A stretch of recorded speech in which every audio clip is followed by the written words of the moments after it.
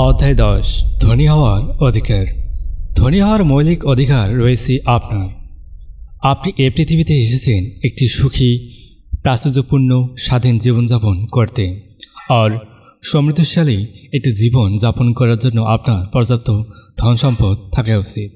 আপনার অবস্থিত মনের প্রাচুর্য উপভোগ করার সুযোগ যখন রয়েছে, তখন কেন অল্পতেই কিছুতেই সন্তুষ্ট হবেন। এই অধ্যায়ে আপনি শিখবেন কিভাবে টাকার সঙ্গে বন্ধুত্ব করা যায়। একবার বন্ধুত্ব হয়ে গেলে আপনার যত অর্থ প্রয়োজন সব পাবেন, তার চেয়ে বেশি পাবেন। ধনী হওয়ার আকাঙ্ক্ষা নিয়ে আপনার মনের মধ্যে যেন কোনো সন্দেহ বা লজ্জা না থাকে।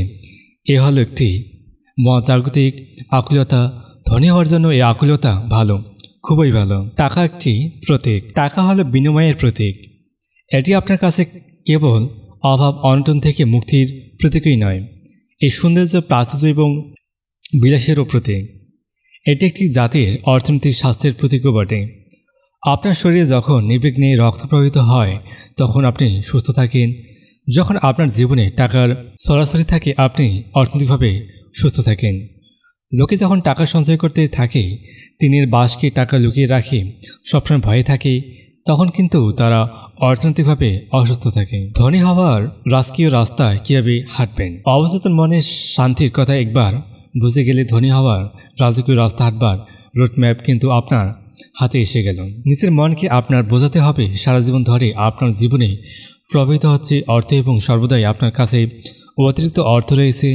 কাল অর্থনীতি ধস নামক আর যাই ঘটুক, আপনার কাছে সম্পদ থাকবে।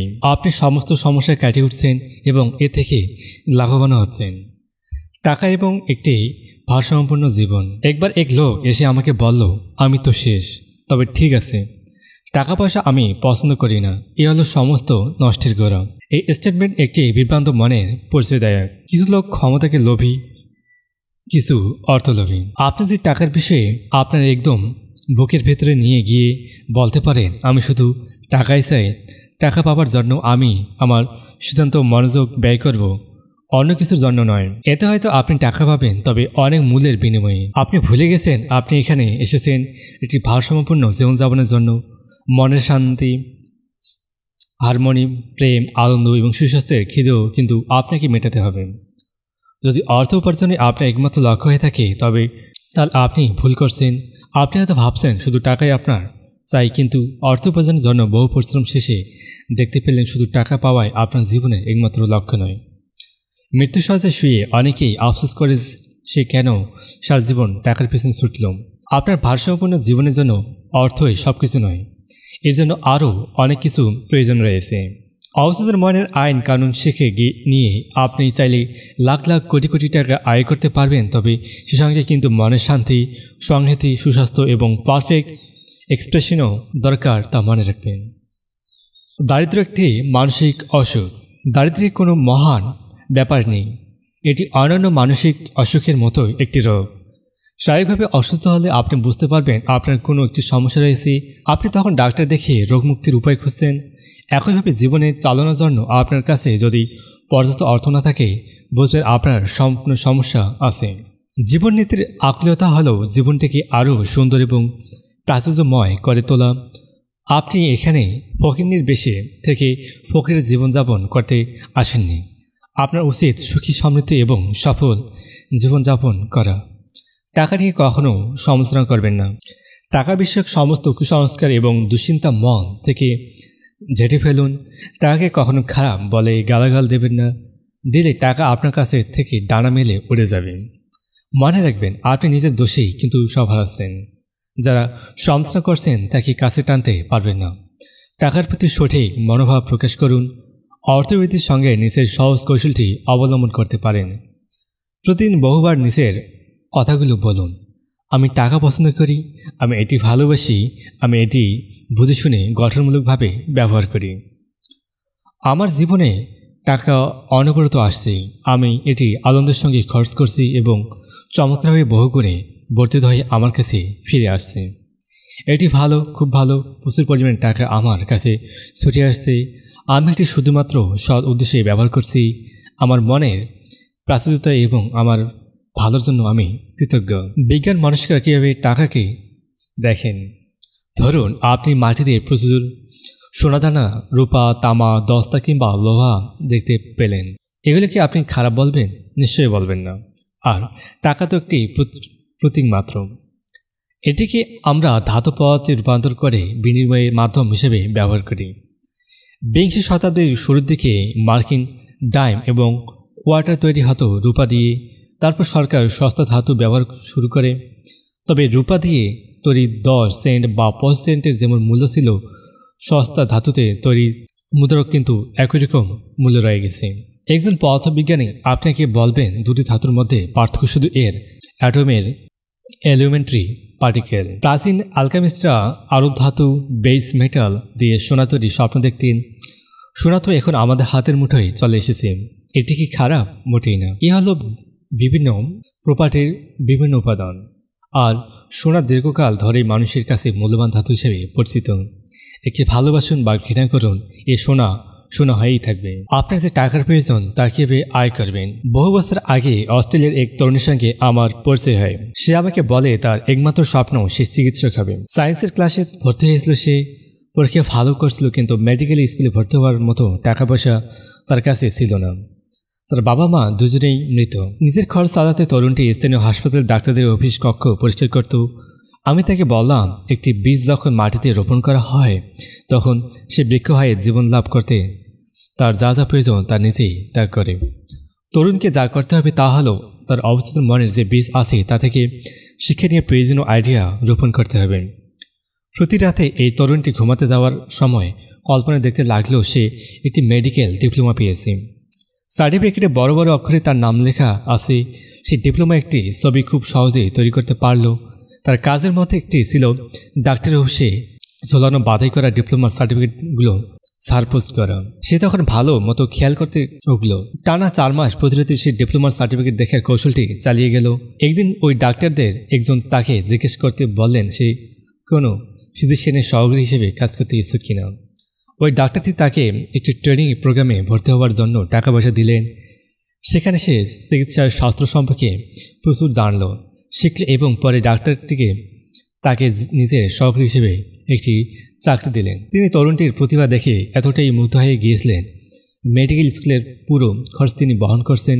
বর্তমানে ওই তরুণ ডাক্তারটি কানাডার ম্যাট্রিয়ালে চিকিৎসক হিসেবে বেশ সুনাম কামিয়েছেন।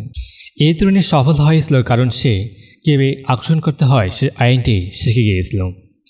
সে আবিষ্কার করেছিল কীভাবে অবচেতন মনকে সঠিকভাবে ব্যবহার করা যায়। সে কল্পনা করতে সমর্থ হয়েছে, দেখেছে এবং ডাক্তার হওয়ার বাস্তবতা অনুভব করেছে। সে আইডিয়ার মধ্যে বসবাস করছে, সে ওটাকে নিজের মধ্যে লালন পালন করছে। অবশেষে তার প্রতীকীকরণের মাধ্যমে আইডিয়া ঢুকছে অবচেতন মনের স্তরের মাঝে। ওটি হয়ে উঠেছে একটি দৃঢ় প্রত্যয় এবং এই প্রত্যয় তার স্বপ্ন পূরণের জন্য যা যা দরকার তার সব কিছু আকর্ষণ করছে। আপনার বিনিয়োগ রক্ষা করুন। আপনি যদি আপনার বিনিয়োগ রক্ষা করতে চান কিংবা আপনার স্টক বা বন্ড নিয়ে চিন্তায় থাকেন, চুপচাপ ভাবতে থাকুন। অসীম বুদ্ধিমত্তা আমার সমস্ত ফিনান্সিয়াল ট্রানজ্যাকশনের উপর নজর রাখছে। আমি যাই করি না কেন আমার উন্নতি হবে। আপনি যদি এই কাজটি পূর্ণ আস্থা এবং আত্মবিশ্বাস নিয়ে করতে পারেন, দেখবেন সঠিক বিনিয়োগ করার জন্য আপনি গাইডেন্স পাচ্ছেন। তাছাড়া আপনি লোকসানের কবল থেকে রক্ষা পাবেন। যে কোনো লোকসান হওয়ার আগেই আপনি ঝুঁকিপূর্ণ সিকিউরিটি এবং হোল্ডিংগুলো বিক্রি করতে দিতে পারবেন। অহেতুক আপনি কিছুই পাবেন না।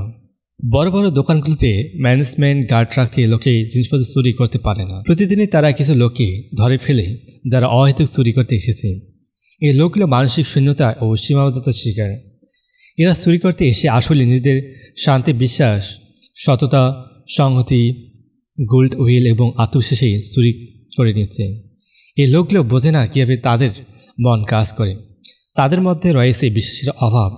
এরা যদি তাদের অবচেতন মনের শক্তিকে আহ্বান করে এবং দাবি করত তারা তাদের সত্যিকারের এক্সপ্রেশন পেতে চায়, তাহলে তারা কাজ খুঁজতে পেত প্রাচুর্য, সততা, সংহতি এবং অধ্যবসায়ী সাথী করে তারা সমাজের উপকারে আসতে পারত। অর্থের নিয়মিত সরবরাহ। আপনি যদি চান আপনার কাছে অর্থের নিয়মিত সরবরাহ থাকবে, তাহলে অবচেতন মনকে বলুন, আমি ধনী, সুখী ও সফল হওয়ার অধিকার রাখি। আমার কাছে হু হু করে টাকা আসছে এবং এর পরিমাণ সীমাহীন। আমি নিজেকে চিনি। আমি আমার প্রতিবার চারদিকে ছড়িয়ে দিচ্ছি এবং আমার অর্থের কোনো অভাব নেই। এই কথা ভাবতে সত্যি আমার ভালো লাগছে। ধনী হওয়ার পথে এগোনের পদক্ষেপগুলো: 1. সাহস করে দাবি করুন যে ধনী হওয়ার অধিকার আপনার রয়েছে। আপনার গভীর মন আপনার এই দাবিকে সম্মান করবে। 2. আপনাকে টাকার জন্য হয়রান হয়ে ঘুরে বেড়াতে হবে না। টাকা আপনার নিজের কাছে এসে ধরা দেবে, এই বিশ্বাস গভীরভাবে রোপণ করুন নিজের মাঝে। 3. আপনার জীবনে যখন টাকার সরাসরি, তার মানে আপনি আর্থিকভাবে সুস্থ। টাকার জোয়ারে যদি ভাটা নেমেও আসে, নিশ্চিত থাকুন আবার সে স্রোত আপনার কাছে ফিরে আসবে। 4.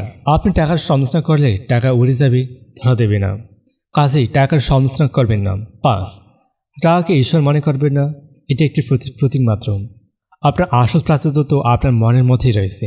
আপনি এই পৃথিবীতে এসেছেন একটি ভারসাম্যপূর্ণ জীবনযাপন করতে। এতে যত টাকা দরকার তা আপনি পাবেন। 6. টাকা উপার্জনে যেন আপনার জীবনে একমাত্র লক্ষ্য হয়ে ওঠে। সম্পদ, সুখ, শান্তি, প্রকৃত এক্সপ্রেশন, প্রেম ইত্যাদি দাবি করুন, আপনার অবসর মন সব দেবে। 7.